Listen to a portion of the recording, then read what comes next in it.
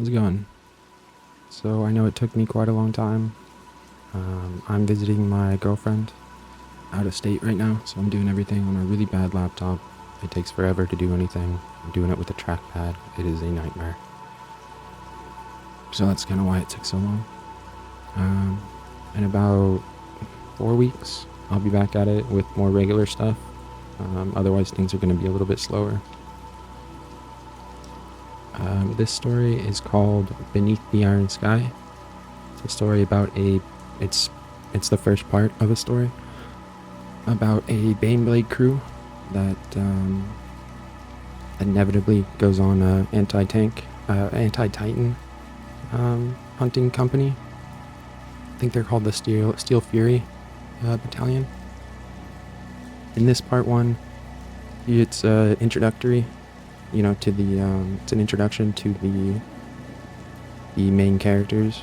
In the next part, you'll get to learn the other characters from the other Baneblades and their variants and stuff. You get to learn their mission. This is mostly an introduction. They go through training, they introduce each other, go through a hardship. Yeah.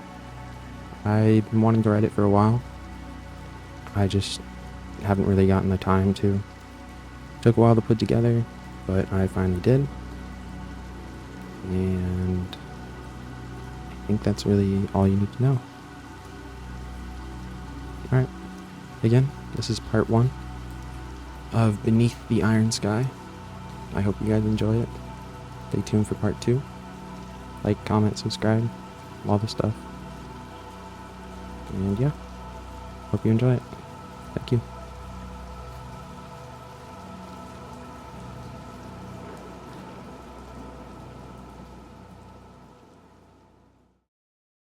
Part 1.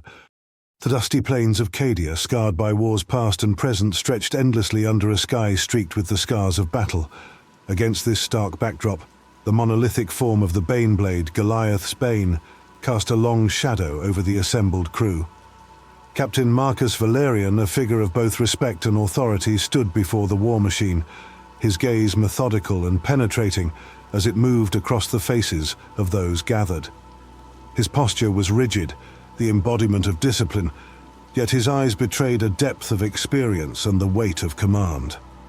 Before him, the crew, an assembly of individuals from across the Imperium, each called to serve for their unique skills, awaited instructions.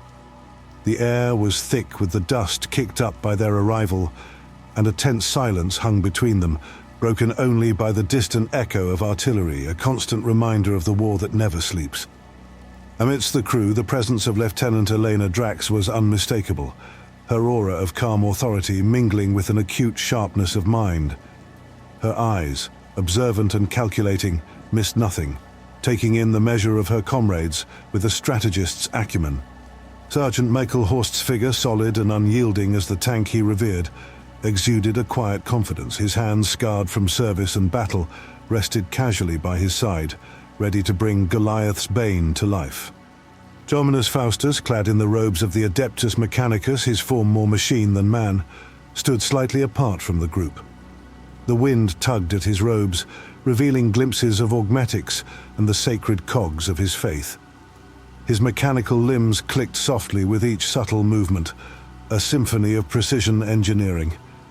He surveyed his new companions through lenses that gleamed with an unnatural light, calculating, assessing. Corporal Antonius Carr, his stance aggressive even in repose, carried the wild, untamed spirit of a frontline soldier. His eyes burned with a fierce eagerness, a reflection of his impulsive nature. Beside him, Lance Corporal Ilara Thorne's composed figure provided a stark contrast. Her movements were deliberate, each gesture betraying a disciplined precision honed by years of military rigor. Nearby, Lucius and Tertius Vorenus, twins distinguished more by demeanor than appearance, exchanged a silent glance. It was a language born of shared experiences and battles fought side by side, a look that conveyed volumes. Lucius's expression was one of determination, his jaw set ready to face whatever the war might throw their way. Tertius, by contrast, wore a slight smile, the kind that spoke of an unshakable confidence in himself and his brother, a light in the grim darkness of their reality. Veteran Haldor Halgrix, his towering frame etched with the scars of countless battles, exuded a seasoned strength. His gaze was steady, offering a silent promise of steadfastness in the face of the storm.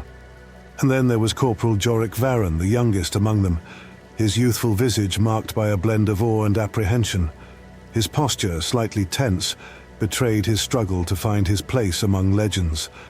As the crew's murmurs began to rise, Valyrian raised a hand commanding silence with ease. His voice, when he spoke, was steady and imbued with the kind of authority that demanded attention. Welcome to Goliath's Bane. He began, his tone leaving no room for doubt. You have been chosen not just for your skills, but for your courage, your resolve, and your ability to fight as one under the banner of the Imperium. This machine He gestured to the towering Baneblade behind him. is more than steel and firepower. It is a symbol of our strength, our defiance against the darkness that seeks to engulf us. He paused, letting his words sink in, his gaze locking with each of theirs in turn. In the days to come, you will learn not just how to operate this behemoth, but how to become a part of it. Success will depend on more than individual prowess. It will depend on unity, trust, and the willingness to sacrifice for the greater good. As Captain Valyrian's speech continued, outlining the expectations and the gravity of their mission, the crew listened, their initial skepticism giving way to a burgeoning sense of purpose. They were no longer merely soldiers. They were the chosen guardians of Goliath's Bane, and with that realization came a resolve to meet the challenges ahead. In that moment, on the dusty plains of Cadia, beneath the watchful eyes of their captain, the crew of Goliath's Bane began their journey from disparate warriors to a unified force, ready to face the horrors of the galaxy together. Within the cramped, flickering light confines of Goliath's Bane's simulation chamber, the crew finds themselves thrust into immediate chaos. Alarm klaxons wail, simulating the screech of Chaos Raiders descending upon them. Captain Valyrian watches from the command deck, his expression unreadable behind the glow of tactical displays. Contacts incoming. Multiple vectors. Shouts Lance Corporal Ilara Thorne, her voice cutting through the din as she attempts to coordinate the tank's response. Her hands dance across the control panels with practiced precision, but the feedback from the crew is disjointed, a cacophony of inexperience. Corporal Antonia's car, stationed at the primary gunner's position, acts on instinct. Brace for impact, I'm taking the shot. He declares, a note of recklessness in his tone as he fires prematurely, the simulation's virtual reality illustrating the devastating consequences of his haste. A missed opportunity that leaves them exposed. The crew's movements are erratic, a symphony of uncertainty. Commands overlap and coordination falters under the weight of simulated pressure. The Vorenus brothers, caught in the maelstrom of their first combat drill, struggle to keep pace with the ammunition demands, their usual synchronicity lost amidst the chaos. As the simulation's Chaos Raiders close in, the Baneblade systems suffer simulated damage. Goliath's Bane reels from the virtual onslaught, its crew overwhelmed, their theoretical knowledge insufficient armor against the brutality of war. The debrief room is charged with tension, the air thick with the residue of failure. Captain Valyrian stands at the head of the table, his disappointment a tangible force that weighs heavily on the crew. Corporal Carr breaks the silence, his frustration boiling over. If we'd been quicker on the draw, we could have taken them out. We can't hesitate when the enemy is bearing down on us. Lance Corporal Thorne's reply is icy, her control unshaken. And if we fire without thinking, we waste ammunition and expose ourselves to counterattack. Discipline and accuracy over blind aggression. The room divides, some nodding in agreement with Thorne, while others, drawn to Carr's fervor, shift uncomfortably. The debate escalates, voices rising as the crew grapples with the balance between urgency and precision. Captain Valyrian's voice cuts through the argument, silencing the room. Enough. He commands, his gaze sweeping across his crew. This division serves no one. We must learn to trust in each other's strengths and compensate for our weaknesses. Only then can we function as one. The revelation of their collective failure, not just in coordination, but in basic operational knowledge, hangs heavy in the room. The simulation's report details a litany of errors, missed shots, delayed maneuvers, and a fatal misunderstanding of the Baneblade's capabilities. We were unprepared. Valyrian continues, the weight of command settling on his shoulders. Our enemy will not afford us the luxury of a learning curve. We must be better. The crew absorbs this critique in silence, the reality of their situation settling in. The journey ahead is not merely about mastering the mechanics of war, but about forging themselves into a weapon worthy of the Imperium. Dominus Faustus, ever the observer, speaks up, his voice a modulated calm. There is opportunity in failure. It reveals our flaws so that we might correct them. Let us use this knowledge as the foundation upon which we build our strength. Valyrian nods, acknowledging the wisdom in the tech priest's words. We will begin again at dawn. He declares. Review the simulation. Learn from it. We are not defeated.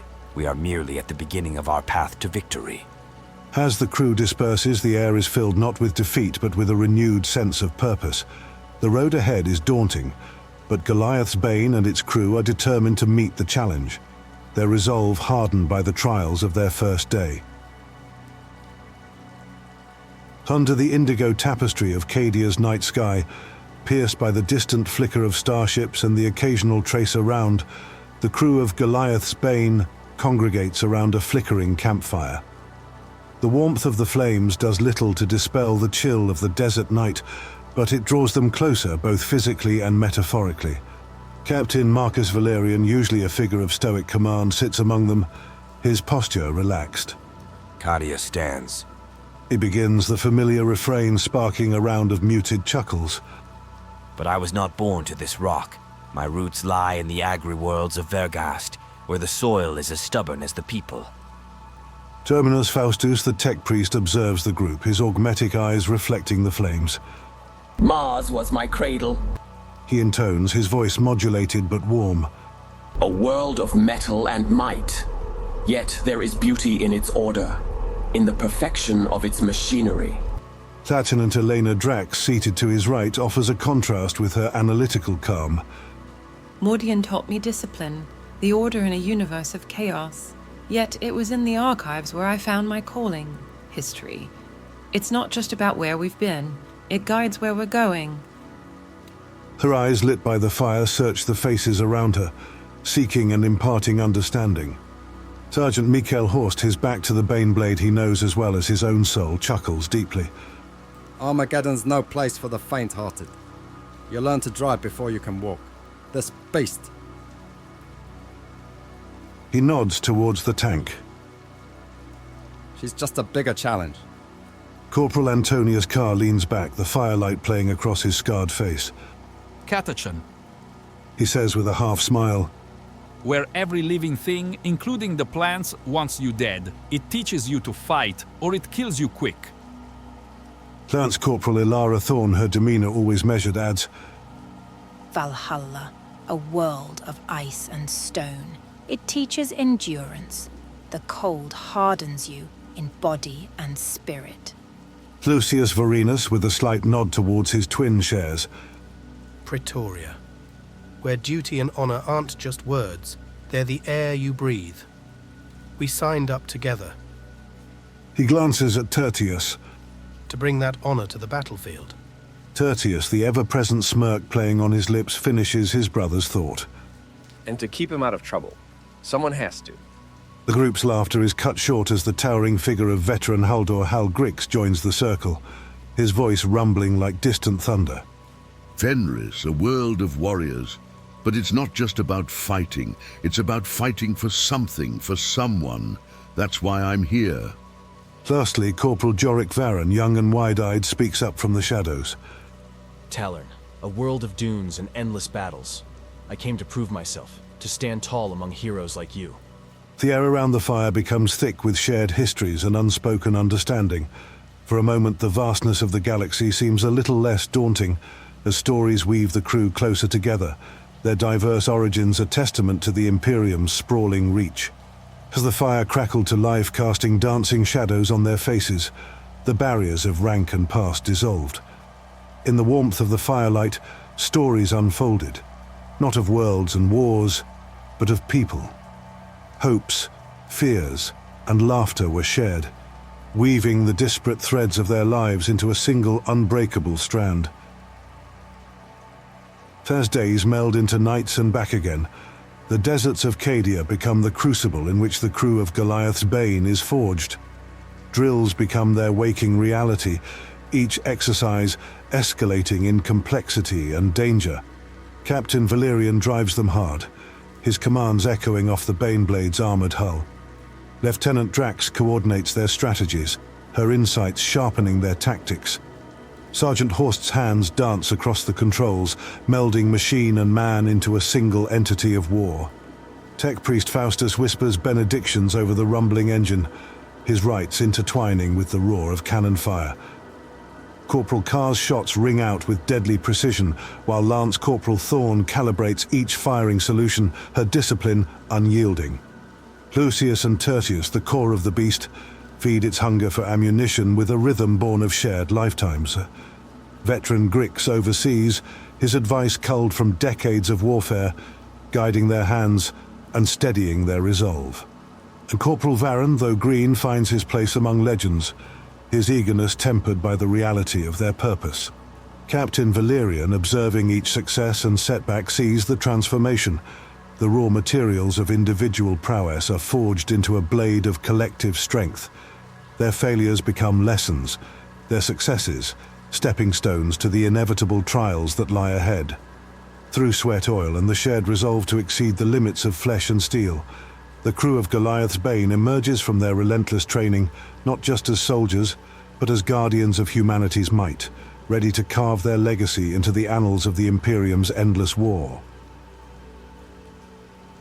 In the hushed confines of Goliath's Bane's sanctum, where the hum of machinery blends with the distant thunder of war, Tech Priest Dominus Faustus stands alone.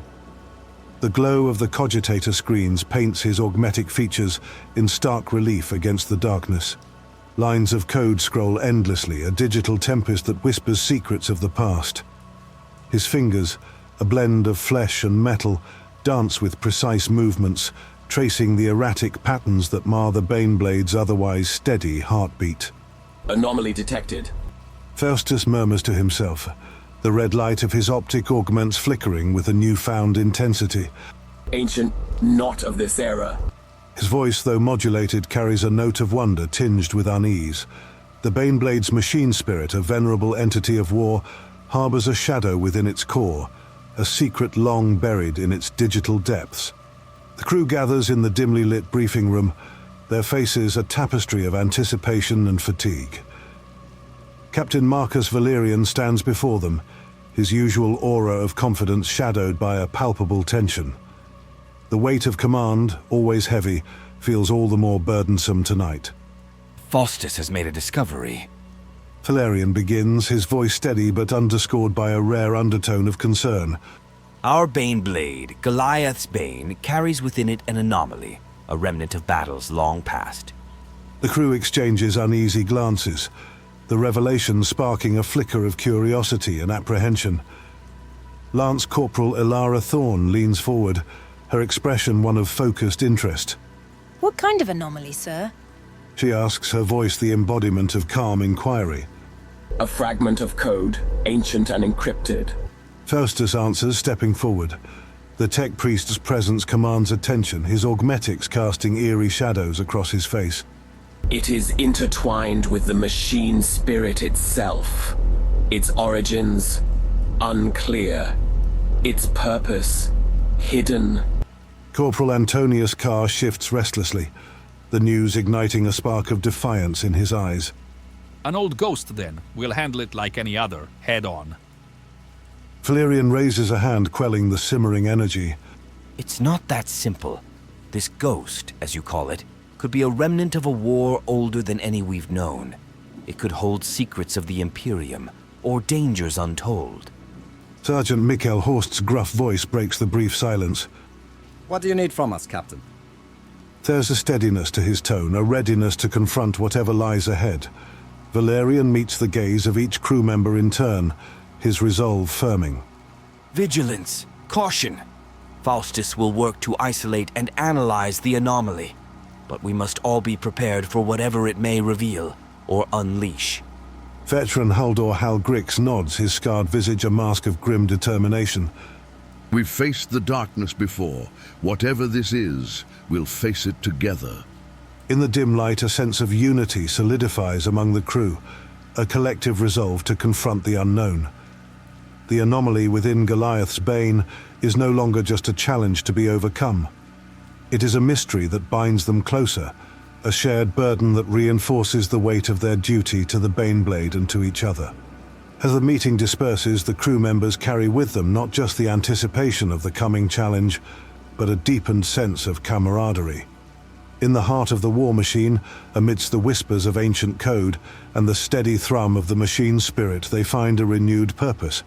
Together they stand ready to unveil the secrets of Goliath's Bane, to face the darkness with a unity forged in the crucible of war. The chill of dawn creeps across the Cadia training grounds as Goliath's Bane rumbles to life, its engines a deep resonant promise of the power it wields. Today marks the final test before deployment, a culmination of the crew's grueling weeks of preparation. Captain Marcus Valyrian stands at the command deck, his eyes scanning the horizon, where the first rays of sunlight begin to dispel the darkness. Lieutenant Drax, status report.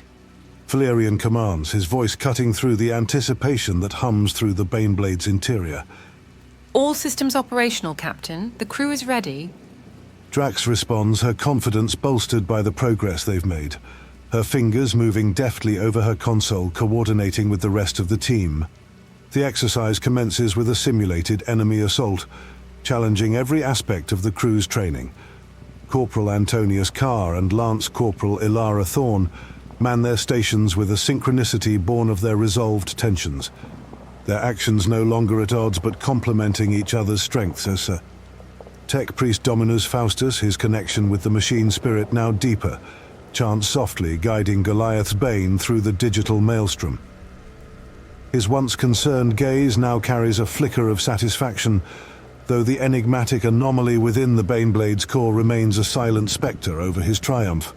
The Vorenus brothers, Lucius and Tertius, load and fire with a precision that speaks of unspoken conversations, a rhythm perfected in the heat of training. Their movements are a dance of warfare, a testament to their unbreakable bond. Sergeant Mikhail Horst pilots the behemoth through the simulated battlefield. With the skill of a seasoned veteran, his maneuvers showcasing a mastery over the Baneblade that evokes the machine's lethal grace. Veteran Haldor Hal Grix oversees the operation with a watchful eye, his advice whispered into the ears of the younger crew members, instilling in them the wisdom of his years. As the simulation reaches its climax, the crew of Goliath's Bane operates as a single entity, a war machine of unmatched coordination. The virtual enemy is decimated, a victory that resounds through the hull of the Baneblade, echoing in the hearts of its crew. Yet as the adrenaline fades and the crew gathers for debriefing, the shadow of the anomaly within Goliath's Bane lingers, a reminder of the unknown they carry with them. Faustus shares a glance with Valyrian, an unspoken acknowledgement of the mystery that binds them all. Well, we've proven our readiness today. Valyrian addresses the crew, pride and caution mingled in his tone. But remember, the true test lies ahead. This anomaly. He pauses, his gaze lingering on Faustus. Is part of our journey now. We must remain vigilant, prepared for whatever it may reveal. The crew nods, a silent pact formed in the light of their shared challenge. They've become more than soldiers, they are custodians of a secret, guardians of a power that transcends their understanding. As Goliath's Bane powers down, its engines quieting to a gentle purr, the crew disperses, their bond strengthened, their resolve unshaken. They stand on the brink of war, united not just by duty, but by the mystery that dwells within the heart of their steel behemoth. Their path ahead is fraught with danger, but they face it together, a crew forged in the crucible of training and tempered by the shadow of the unknown. Part 2. After months of relentless training, honing their skills and deepening their bond, the crew of Goliath's Bane prepares for their departure to Castoria. The atmosphere within the Baneblade is thick with anticipation, a stark contrast to the veil of darkness that shrouds the Cadia training grounds. Captain Marcus Valyrian stands before the main viewport, his silhouette framed against the backdrop of the night. This is it. He announces, his voice a calm beacon in the shadowed confines of the tank. Castoria waits. Let's show them what we're made of. Lieutenant Elena Drax, stationed at her console, inputs the final coordinates with precision. The light from her display casts her features in sharp relief, highlighting a determined set of her jaw. All systems green, Captain. We're ready to move out on your command. Sergeant Mikael Horst grips the piloting controls, a sense of familiarity and readiness evident in his posture. Goliath's Bane is more than a machine under his command. It's an extension of his very will. She's eager for a real fight. He mutters, half to himself, half to the tank that's become his charge. Tech priest Dominus Faustus, surrounded by the hum of machinery and the glow of rune-etched screens, offers a silent prayer to the Omnissiah. His augmetic eyes flicker with data streams, a final check to ensure the machine spirit is aligned and ready for the trials ahead. The spirit is willing. He announces, his voice echoing oddly through his voxcaster. Blessings of the Omnissiah be upon us. Corporal Antonius Carr, his fingers dancing over the firing mechanisms, can barely contain his eagerness. The prospect of real combat, of testing his mettle against the enemies of the Imperium, lights a fire in his eyes. Let's turn some orcs into scrap. He grins, the tension of anticipation running high in his veins. Beside him, Lance Corporal Ilara Thorne adjusts her targeting reticules, her movements precise and deliberate. Accuracy over haste, Carr. She reminds him, though the edge of excitement in her voice betrays her own anticipation. The Vorenus brothers, Lucius and Tertius, check and recheck their ammunition supplies, their actions synchronized. Ready for whatever comes our way. Lucius states, a quiet confidence in his tone echoed by Tertius's nod of agreement. Veteran Huldor, Hal Grix, his gaze sweeping over the younger crew members, offers a reassuring nod. Remember what we've trained for. He advises, his voice carrying the weight of experience. We stand together no matter what. As Goliath's Bane begins its slow, determined march towards Castoria, the crew's camaraderie becomes their unspoken oath, a vow to stand as one against the darkness that awaits. The departure marks not just the beginning of their journey, but the culmination of their transformation from individuals into a unified force, a weapon of the Imperium, forged in the crucible of war. The darkness of the night envelops them, a shroud that conceals their departure but cannot dim the resolve that burns within. As the Baneblade moves, a silent behemoth against the night, the crew's spirits soar, fueled by the bonds they've forged and the battles they're about to face. Ahead lies uncertainty, danger, and the promise of glory, a promise they intend to keep together. As dawn breaks, casting a soft golden light across the military base of operations near Castoria, Goliath's Bane grinds to a halt, its immense bulk casting long shadows on the assembled tents and temporary structures of the forward operating base. The crew, after a day's travel confined within the steel belly of their Baneblade, emerges into the crisp morning air, stretching and surveying their new environment with keen eyes. Captain Marcus Valyrian, ever the embodiment of focused leadership, wastes no time. Gather round. He commands, his voice carrying the weight of the impending conflict. The crew, still adjusting to the brightness of the early sun, forms a semicircle around him, their attention absolute. We've arrived. Valyrian begins, his gaze sweeping over the faces of his crew, each member reflecting a mixture of determination and apprehension. Our target is the Orc Gargant, a behemoth that has been terrorizing this sector. Our mission is clear. Engage and destroy. Lieutenant Elena Drax steps forward, her datapad in hand displaying a holographic map of the surrounding area. Our intel suggests the Gargant will be moving through this valley. She points to a narrow passage marked on the map, her finger tracing the proposed route of attack. Speed and precision will be our allies. We strike hard and fast before it knows what hit it. Sergeant Mikael Horst, leaning in to get a better view of the map, nods in agreement. Terrain's rough, but Goliath's Bane can handle it. We'll need to keep maneuvers tight and avoid bottlenecking in the valley. Tech Priest Dominus Faustus, his augmetics whirring softly, adds, I will ensure the machine spirit is attuned for swift engagement. The Omnissiah's blessing will guide our cannons. Corporal Antonius Carr cracks his knuckles, a predatory grin spreading across his face. Just give me a clear shot at that monstrosity. I'll make sure it regrets coming anywhere near Castoria. Lance Corporal Ilara Thorne, ever the voice of caution, interjects, Precision, Carr. We can't afford to miss. Every shot will count against something that big. The Varinus brothers, Lucius and Tertius, exchange a determined look. We'll keep the ammunition flowing. Lucius states, the promise hanging in the air, an oath of efficiency and reliability. Veteran Haldor Halgrick steps forward, his voice rumbling like distant thunder. Remember, we're more than just a tank crew. We're the spearhead of the Imperium's wrath. Let's show those orcs the might of humanity. As the strategy session concludes, the crew disperses to their respective stations, their movements now infused with a purpose sharpened by the imminent threat. Valyrian watches them go, a sense of pride mingling with the heavy burden of command. In his heart, he knows that the coming battle will test them all, not just as soldiers of the Imperium, but as a unified entity, a single weapon forged in the fires of war. Goliath's Bane stands ready, its cannon silent for now, but soon to roar in defiance against the darkness. The crew, each member now fully aware of the task ahead, prepares for the engagement with resolve and unity, knowing that their bond is the true strength behind their steel behemoth. The battle for Castoria looms on the horizon, a challenge they will meet together as one. Captain Marcus Valyrian surveyed the desolate landscape through the command viewport of Goliath's Bane.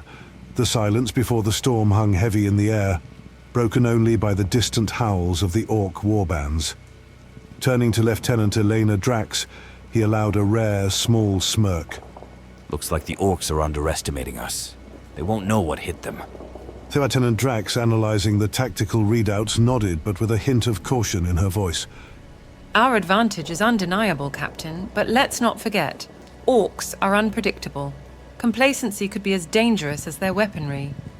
Sergeant Mikael Horst chuckled from his pilot station, the vibrations of the Baneblade under his control a familiar comfort. Let them come. They've never faced anything like Goliath's Bane. We'll plough through their lines before they realize they're already dead.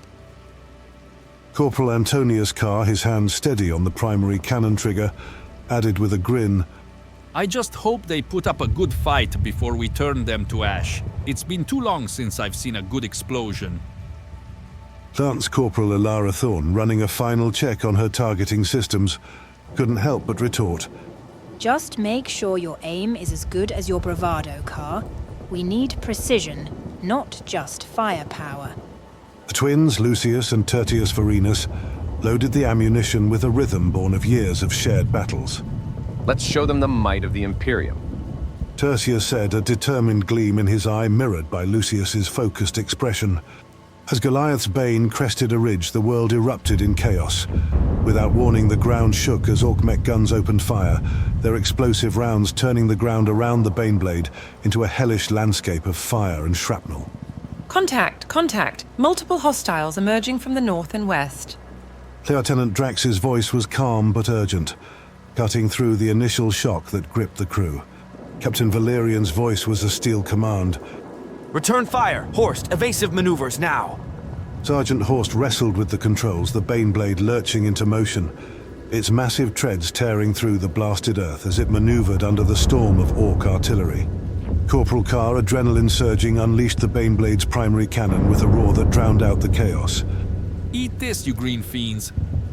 He shouted, the satisfaction of the cannon's recoil a familiar sensation. Beside him, Lance Corporal Thorne coordinated the secondary fire, her voice steady.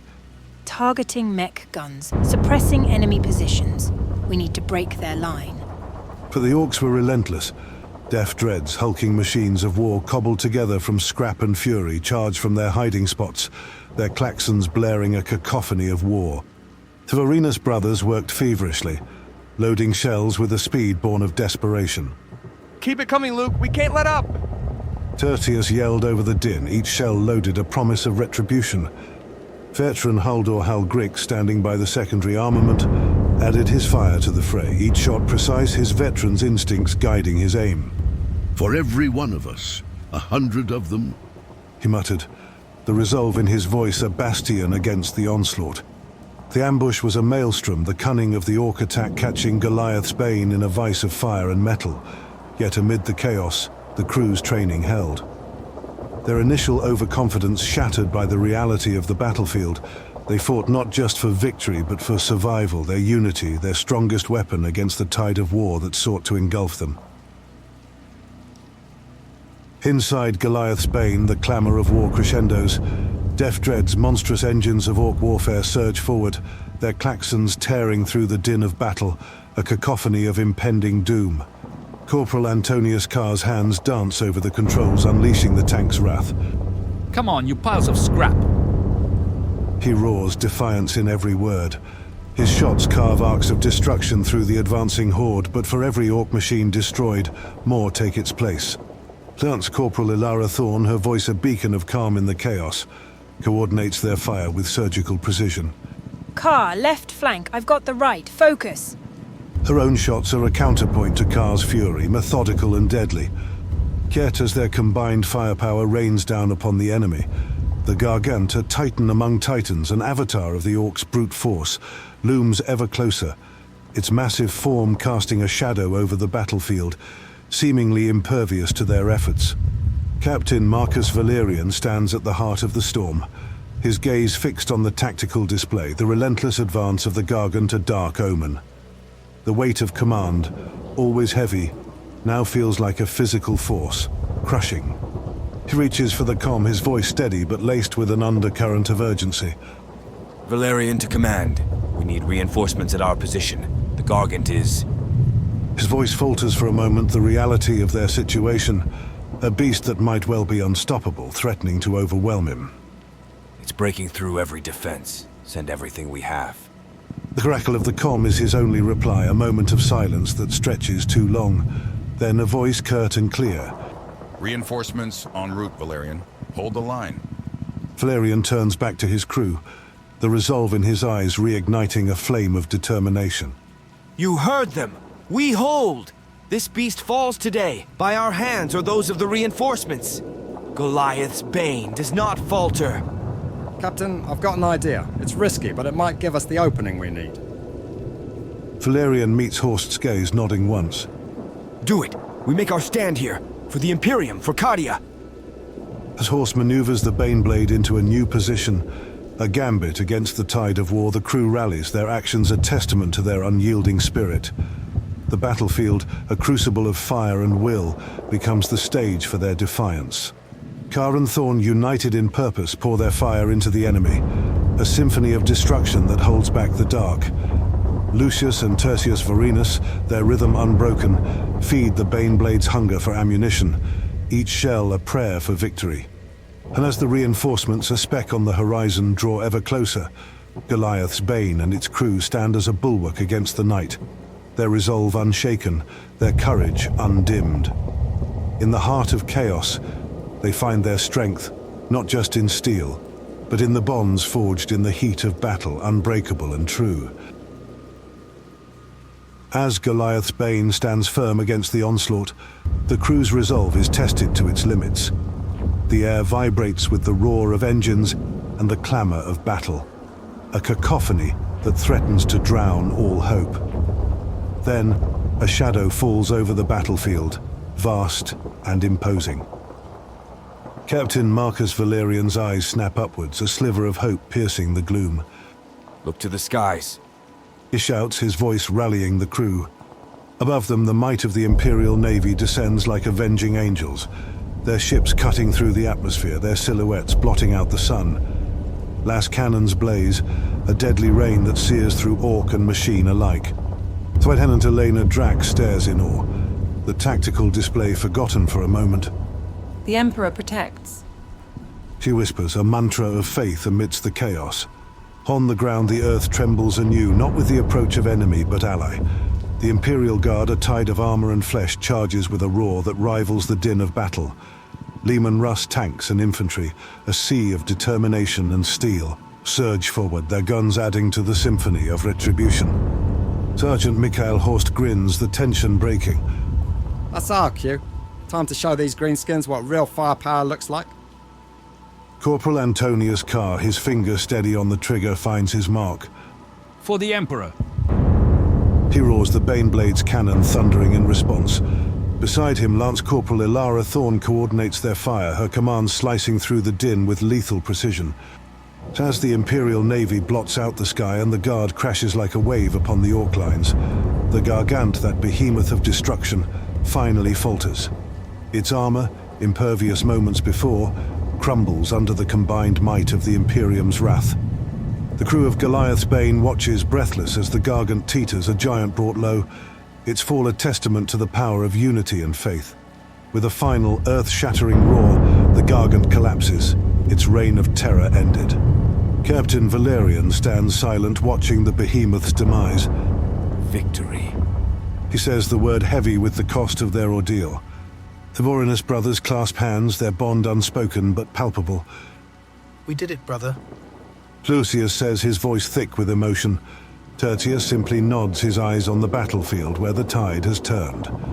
Veteran Huldor Hal Grix watches the Gargants fall, a grim satisfaction in his gaze. A hollow victory, perhaps. He muses. But a victory nonetheless. Tech Priest Dominus Faustus, his augmetics whirring softly, offers a silent prayer of thanks to the Omnisire. The machine spirit of Goliath's Bane, once agitated, now pulses with a quiet pride. As reinforcements flood the battlefield, securing the victory, the crew of Goliath's Bane shares a moment of camaraderie tempered by the fires of war. They have faced the darkness together and emerged victorious. But the cost of such triumphs is never forgotten. In the aftermath, as they prepare to return to the forward base, their thoughts turn inward, to those lost and the battles yet to come. Yet, amidst the uncertainty, one thing remains clear. They will face it together, as one, under the indomitable banner of the Imperium. Inside the command deck of Goliath's Bane, the clamor of victory fades into a contemplative silence. The crew, gathered in the dim light, is shadowed by the weight of their recent brush with annihilation. Captain Marcus Valyrian breaks the silence, his voice echoing the somber mood. We stood on the brink today, our overconfidence nearly our undoing. Let this be a lesson. Arrogance has no place in the heart of a soldier of the Imperium. Lieutenant Elena Drax nods, her analytical mind replaying every decision. We were unprepared for the cunning of the Orcs. It's a mistake that could have cost us everything. We won't underestimate our enemies again.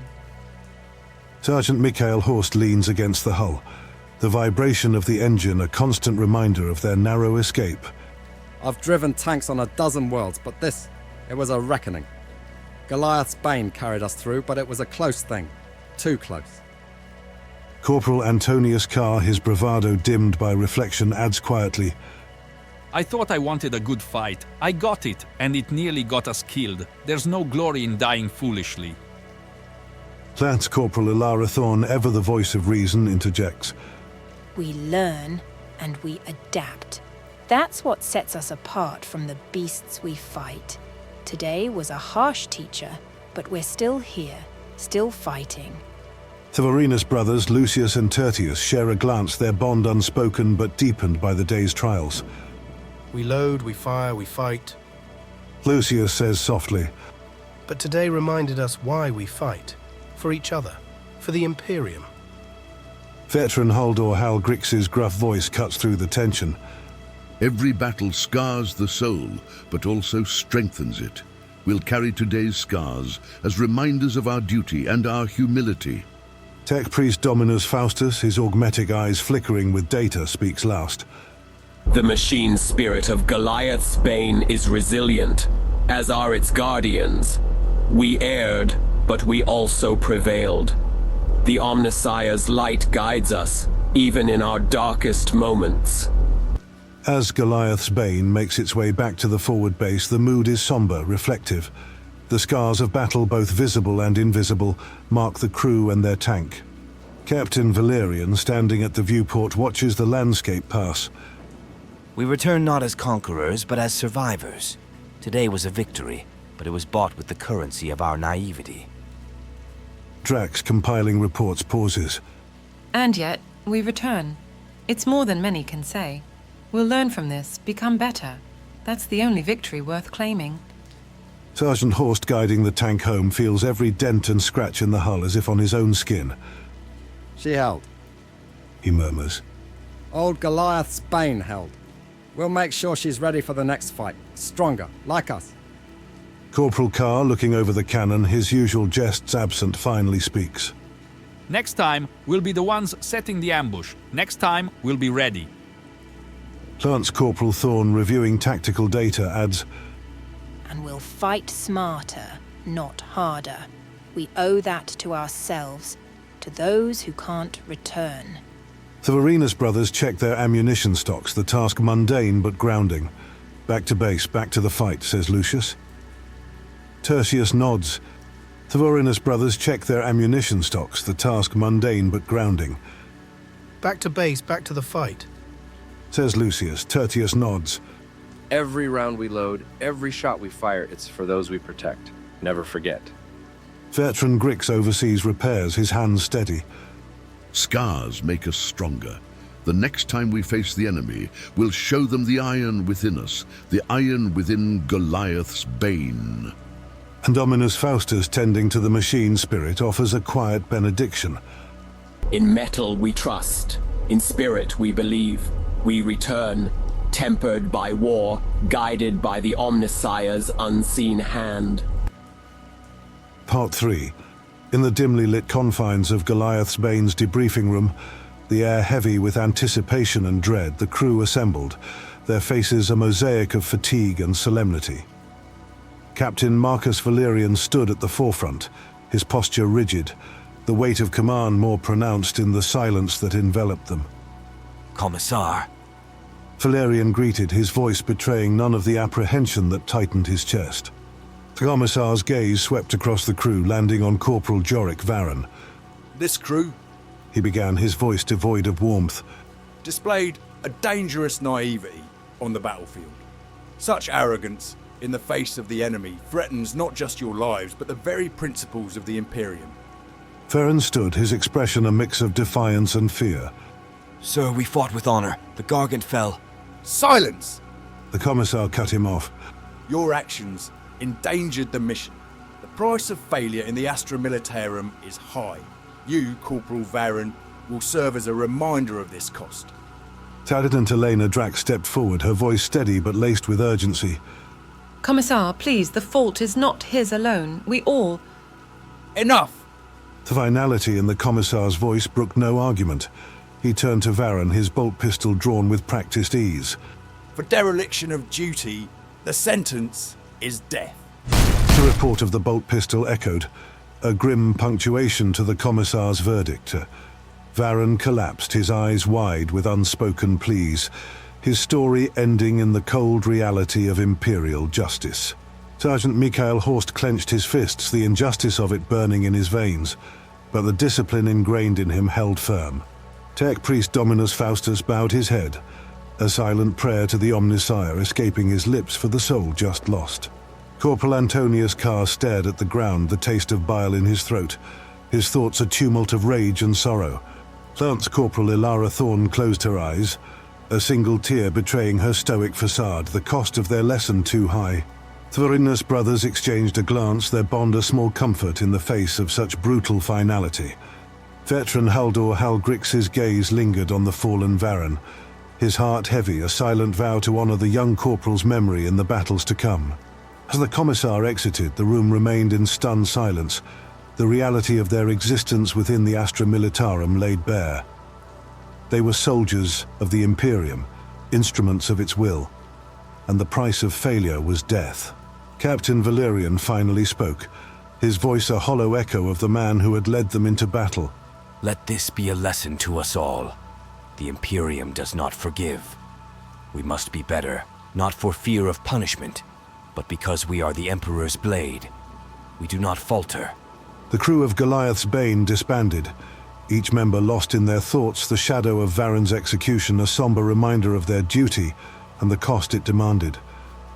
The lesson was etched into their souls, a grim marker of the path they walked as guardians of humanity. As Goliath's Bane made its somber return to the forward base, its scars a testament to the folly of arrogance.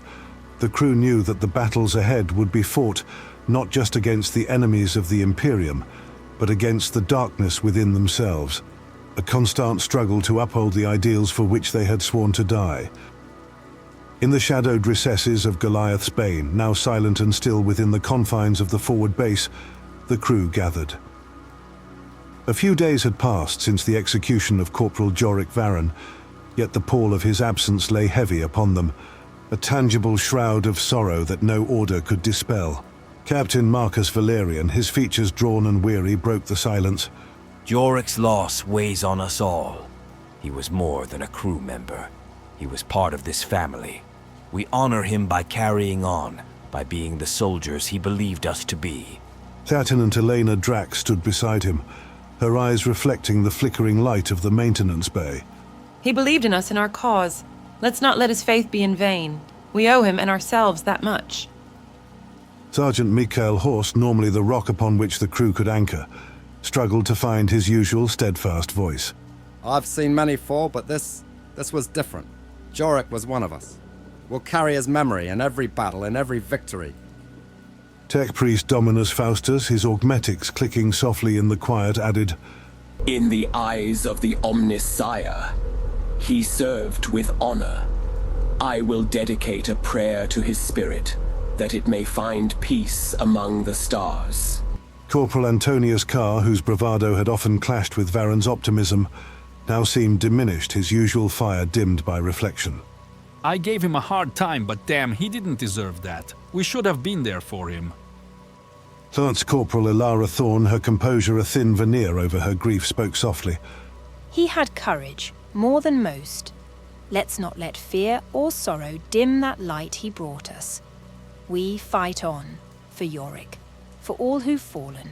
The Varenus brothers, Lucius and Tertius, stood shoulder to shoulder, their bond a silent testament to the brother they'd lost. He was the best of us. Lucius murmured, his voice thick with unshed tears. Tertius simply nodded, his agreement silent but profound. Veteran Huldor Hal Grix, his face etched with lines of countless battles, placed a hand on the hull of Goliath's Bane. This tank, this crew, we're his legacy now. We'll make damn sure it's one worthy of his sacrifice. As the crew shared memories of Varen, laughter mingled with tears, the catharsis of shared loss knitting them closer together.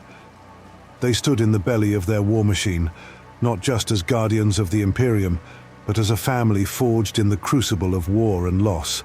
Captain Valyrian's final words hung in the air, a solemn vow to the fallen. We remember, we mourn, and then we fight, as one for Jorek, for all those we carry in our hearts. Goliath's Bane moves forward, but we never forget. In the days that followed, as the crew prepared for the battles ahead, the spirit of Jorek Varen moved with them, a silent guardian, his legacy a beacon in the darkness of the galaxy's endless war. The crew of Goliath's Bane had gathered in the communal area of the forward base, a space usually filled with the sounds of camaraderie and the clinking of mess tins. Today, however, the atmosphere was somber, the silence a heavy cloak draped over each member. Into this somber assembly stepped Specialist Maya Sight Wren, her uniform pristine but for the dust of travel that clung to her boots. Her arrival was met with a spectrum of emotions, from wary curiosity to undisguised resentment. Captain Marcus Valyrian, ever the pillar of strength, stepped forward to break the ice. Team, this is Specialist Maya Wren, our new tertiary gunner. She comes highly recommended with commendations for her service on the front lines of Armageddon. His voice, though steady, carried an undertone of the grief they all shared. Maya nodded to the crew, her gaze steady but betraying a hint of the nervousness she felt. I'm honored to join Goliath's Bane. I know I have big boots to fill. I promise to do my best for the crew and for the memory of Corporal Varen. The mention of Jorek Varan thickened the air, an invisible barrier rising between Maya and the crew. Corporal Antonius Carr, leaning against the wall with arms crossed, was the first to break the silence, his tone edged with bitterness. Big boots indeed. Varan was more than just a gunner to us. He was family. Lieutenant Elena Drax, always the voice of reason, interjected gently. We all feel Jorek's loss, but we're at war and every gun counts. Maya's here to continue the fight. Let's give her a chance. Sergeant Mikhail Horst, his expression unreadable, merely nodded. Tech Priest Dominus Faustus, ever enigmatic, offered a slight bow of his head, a silent gesture of welcome that carried the weight of ritual. The Vorenus brothers, Lucius and Tertius, exchanged glances, their unspoken communication as clear as words. Welcome to Goliath's Bane. Closius said finally, his voice neutral but not unkind. Veteran Holdor Hal Grix, his gaze fixed on Myas, added, War waits for no one. We've all lost comrades. What matters is how we honor their memory. Fight well, Specialist Wren. Maya, standing before her new crew, felt the weight of their scrutiny, the shadow of Jorek Varan looming large between them. I don't expect to replace Jorek, but I'll fight with everything I have. You have my word. As the crew dispersed, the tension lingering like the after-effects of a storm, Maya remained, her resolve firm. The path to acceptance would be fraught, her every action scrutinized, her every mistake magnified. Yet, she understood the challenge ahead, and was determined to rise to it, not just for her sake, but in honor of the man whose place she had taken. In the days that followed, as Maya worked to integrate herself into the crew of Goliath's Bane, the initial resentment slowly, grudgingly, began to give way. Her prowess as a gunner was undeniable, her dedication clear. Still, the ghost of Jorek Varan remained, a silent reminder of the cost of war and of the fragile bonds forged in the heat of battle. In the relentless grind of war that defines the existence of the Imperium's forces, the crew of Goliath's Bane found themselves once again in the thick of preparation, the hangar bay echoing with the clang of machinery and the murmur of focused conversation. Specialist Maya Wren, the newest addition to their ranks, was at the heart of this orchestrated chaos, her movements among the cannon systems both graceful and precise. During a particularly grueling drill designed by Captain Marcus Valyrian to test their mettle, Maya's skills came to the forefront. Her ability to anticipate the virtual enemy's maneuvers and adjust her firing solutions accordingly caught the attention of Corporal Antonius Carr, who had been among the most vocal in his skepticism. Nice shot, Wren. Carr admitted reluctantly, after witnessing her dismantle a simulated Orc bomber with a precision shot that saved their virtual convoy. Didn't think you had it in you. Maya, wiping the sweat from her brow, merely nodded, her focus unwavering. Just doing my part. She responded, her voice steady, betraying none of the pressure she felt. Lieutenant Elena Drax, observing from her station, allowed herself a small smile. Seems we've got quite the sharpshooter. She remarked to Captain Valyrian, who stood beside her, watching the simulation unfold. Valyrian's reply was thoughtful, his gaze on Maya. Indeed, she's proving to be an invaluable asset. As days passed, Maya's presence began to weave into the fabric of the crew's routine, her dedication to mastering Goliath's Bane's weaponry, fostering a begrudging respect that slowly morphed into genuine camaraderie. The initial resentment that had greeted her arrival began to fade, replaced by an acknowledgement of her commitment to their shared cause.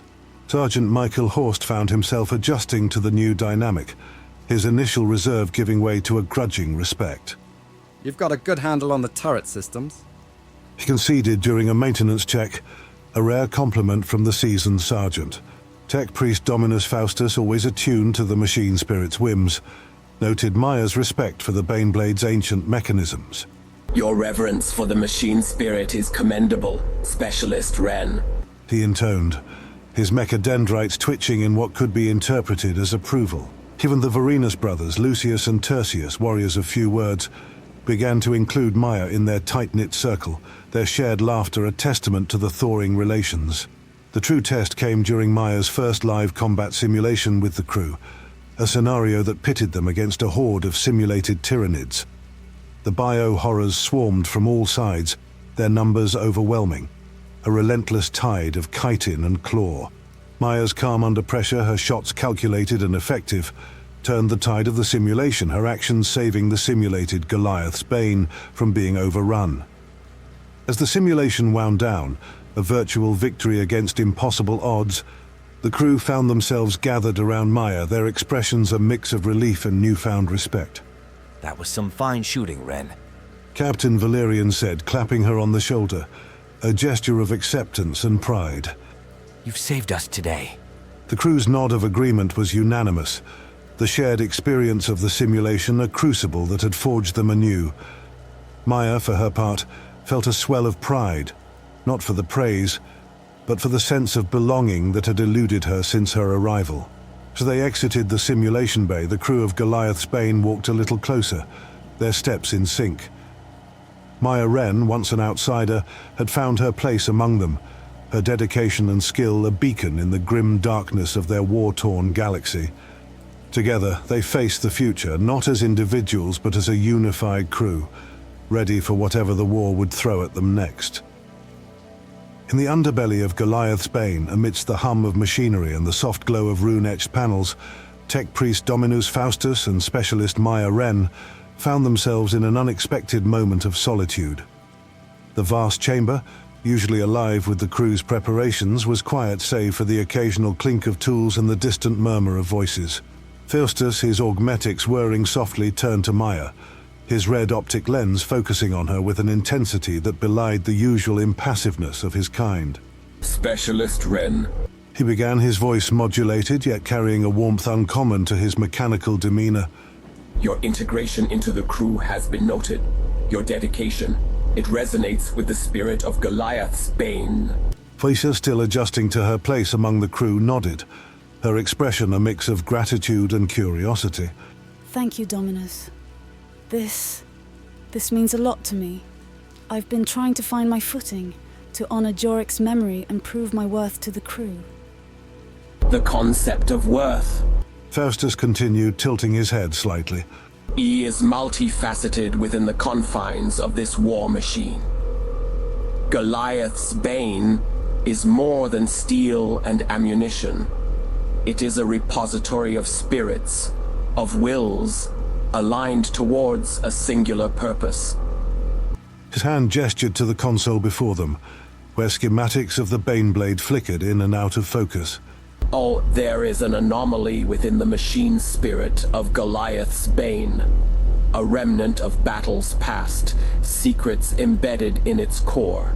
It is a mystery that binds us all, a challenge to our understanding of duty and faith. Maya's eyes widened, the revelation sparking a flurry of questions. An anomaly? I had heard rumors, whispers among the crew, but I didn't realize its significance.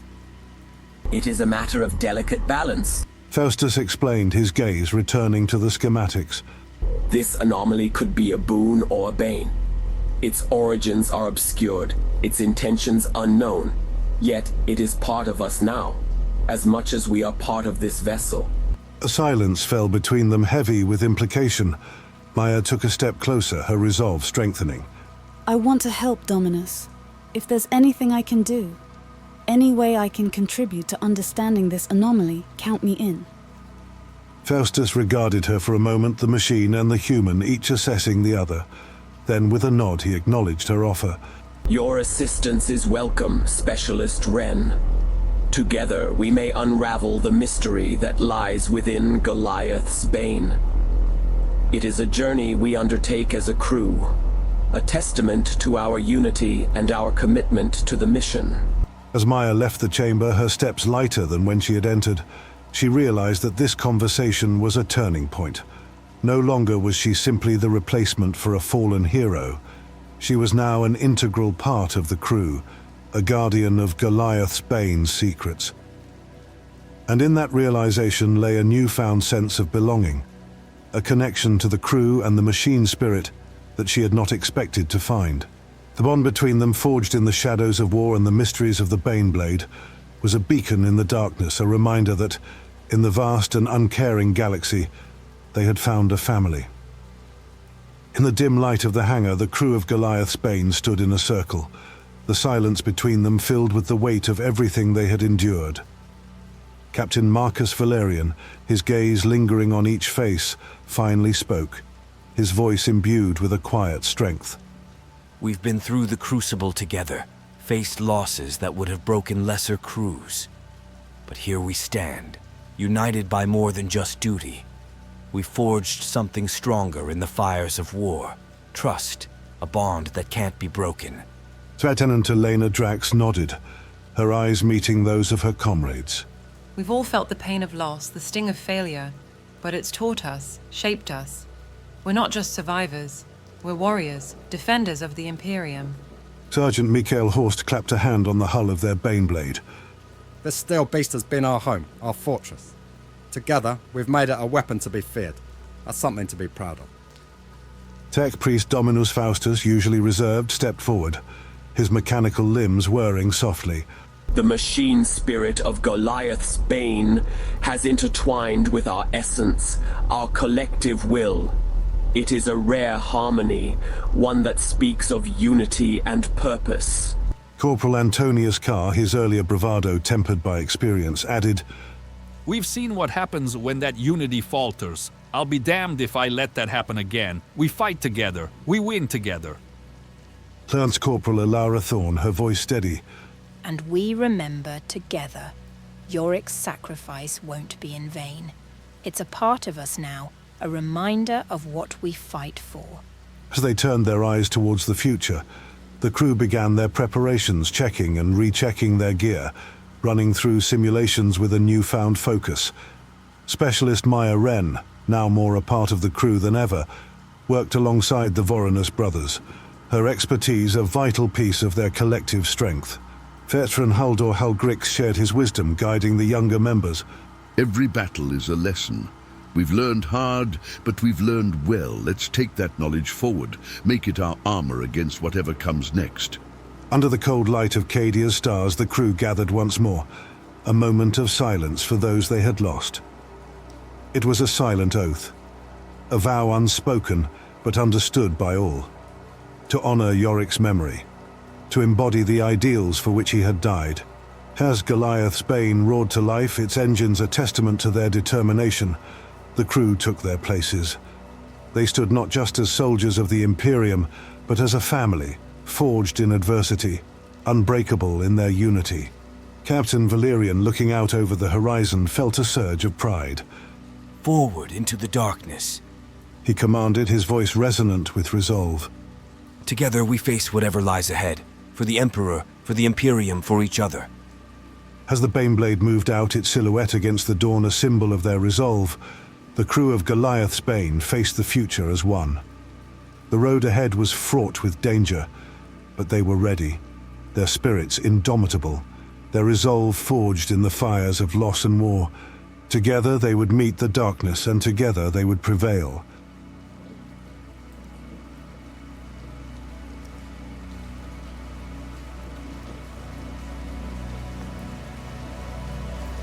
And that was part 1 of Beneath the Iron Sky. I hope you guys liked it. It took me a while to,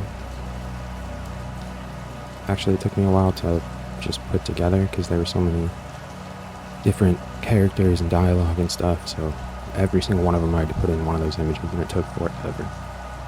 But I think it turned out pretty well. What I will say is that Yorick, however you want to say it, he definitely deserved way more screen time than I gave him. After I was listening through it, honestly, I did sort of, like, he left my mind a little bit halfway through the story. And then it's, you know, he deserves more screen time because he's the one that gets killed, obviously. So that was a mistake on my part. He deserved more screen time. It would have made his death more impactful, I think. But it is what it is. I still enjoyed it. I hope you guys did. If you did, please like, comment, subscribe, and I will try and make these videos a lot faster. Yeah, thank you for watching. Hope you guys enjoyed. Stay tuned for the next one. Thank you.